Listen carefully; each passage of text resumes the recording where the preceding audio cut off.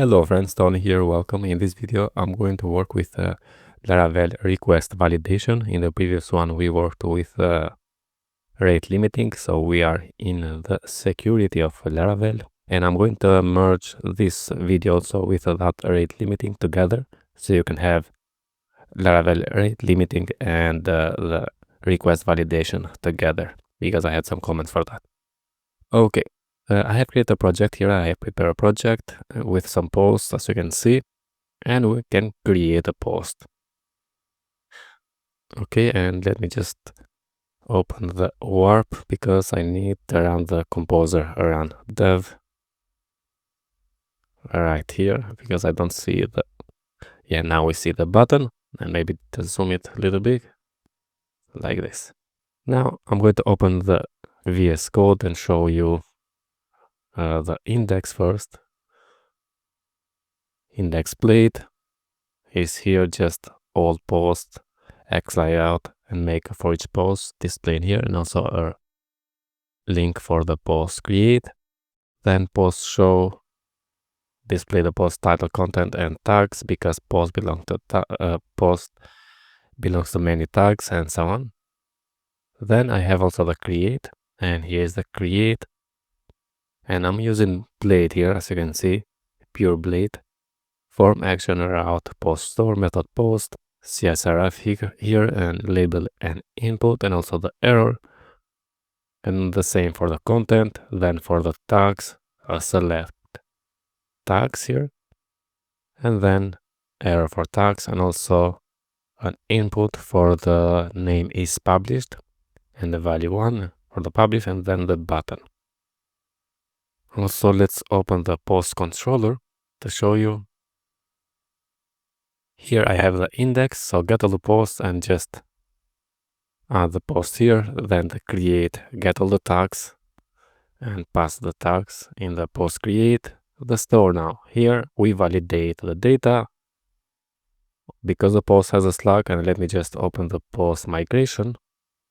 Title slug content, user ID, and is published. So because we need a slug, so I'm going to say slug to be str slug validated title, and then post out user post create, because the post belongs to the user, so authenticated user is going to create that post and redirect a post show, something like this. Okay, yeah, also we have post tags attached here, but for now I'm going to leave it like this. Now if I refresh here and say create, we have the title field is required and the content field is required, so we need the, if I fill them, say create, yeah, we redirect it here, and yeah, here it is.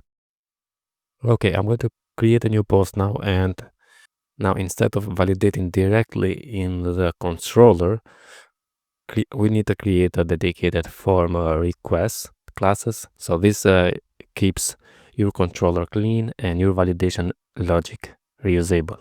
Okay, and I have created a request, so I'm going to remove this one, and instead of the default request here, we have the default request. I'm going to use this store post request, and I'm going to show you what's inside. So let's use now store post request instead of that one, and we can open the store post request. Here on the authorize, I just return true, and rules, title, and the content. Okay, so if just showed you, here we have title and the content, and also here we have title and the content. Now let's use this one in here. Now we can say $sign validated, request validated, and clean little bit the controller. If I come here and refresh, create, yeah, we have the content field is required and the title field is required, but we moved the logic in the store post request. So the benefits here is we have a clean controller, more clean controller. The centralized validation logic is here, and reusable. We can reuse this across multiple controllers and easier to test. Okay, next, what I'm going to show you is to show the custom messages and attributes. You can define custom error messages and human readable field names in your requests. I have prepared a code, so I'm going to copy that and just paste it in here. So public function messages, which returns an array, and we have an array for title required. Okay, we have title required. For that, I'm going to display a message, a title is required here. And for content, please enter descriptive content. Okay. With that now, if I save and let's open, we have the title field is required. And here a title is required. Okay. And the content field is required. Instead, here we have please enter descriptive content. So let's see if I refresh now and say create, a title is required and please enter descriptive content. So that how we can customize the messages. Okay. Next thing is to change the attribute names. So I have prepared this and we have a public function attributes, which also this one return an array, and we have title for the title here. I'm going to change that to post title and content to post content. Now if I'm going to comment this for now and come here and refresh, say create, we have now the post title field is required and the post content field is required because we changed the title to post title and the content to post content. And we can leave it now like this. So refresh, a title is required and please enter a descriptive content. And for example, I'm going to make this only for the please enter descriptive content only for the main validation here. So now if I say create, the post content field is required. Okay. Now if we put something here, but this is not 10 characters, and say create, now please enter descriptive content. Now this will produce friendly error messages like the post field is required, okay, or the title is required better. Next one is to prepare data before validation. And for that we can use the prepare for validation method. And I have a code here, so I'm going to copy and just paste in our project.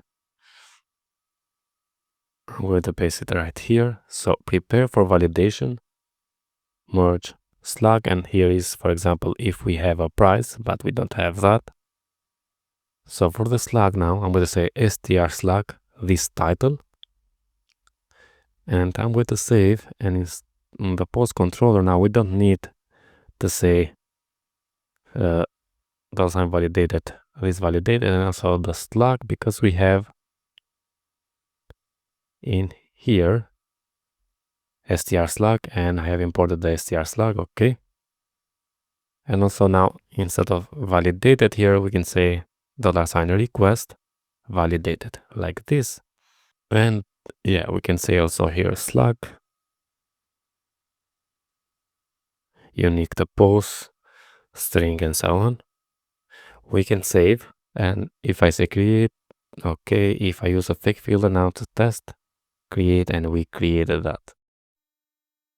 Okay, so that's also more clean controller now what we had before. Right now, if I go back, create a post and refresh, we don't validate the tags. So let's validate the tags. Yeah, after the content, I'm going to say tags, because yeah, tags is going to be an array and exists on tags ID. Now if I refresh, it's going to be an array. So if I just come here and refresh, we don't have any error because we're not saying required here, but just if we put something that is not existing in the tags ID, we're going to have an error. If I say required here, just to show you, and save, come here and refresh, and now if I say create, the tags field is required. This is how we can validate tags, but instead of saying required like this, I'm going to show you another example. Other example is the conditional rule. So I'm going to validate this based on another field. I'm going to say first, let's go up and let's say is published sometimes and boolean. Yeah, we can leave it sometimes and boolean. And now the tags is going to be required based on this is published. So I'm going to say required colon, underscore if, then colon. So required if is published,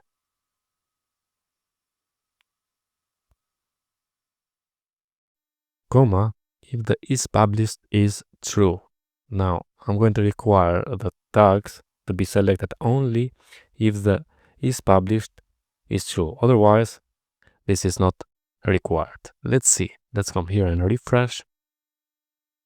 I'm going to say create, no required for the tags. You can see. Refresh. I'm going to click the is published now and create. And now the tags field is required when is published is 1. And if you don't like this, so when is published is 1, we can change that because here we have examples. So we can say tags required if, yeah, please select at least one tag when publishing a post. And I think this is more clean. So please select at least one tag when publishing a post. Very clean and descriptive. One more thing I'm going to not show you, but I'm going to say to you is to create a separate validation for different contexts. So for example, for the post controller, we have store and also we have update. I prefer to have separate request for the store and separate request for the update because this prevents unwanted fields from being validated or mass assigned. Another one is to create custom rules, and I have created that. So I think I have uppercase, yeah, and you have an example on Laravel documentation for that. So create a custom validation rule here, uppercase, and here I'm going to check if string to upper passing the value here is not the same as the value. I'm going to fail. I'm going to say the attribute must be uppercase, or we can say the post title here, but let's leave it like this. And then on the title or anywhere we need to use that, we can say new uppercase like this. If I save now and let's just come here and refresh, we have a title is required and the same here. But if I put the title and say create, now the post title must be uppercase. If I say like this, create, now we don't have for the title, but we have for this one. We can use the bail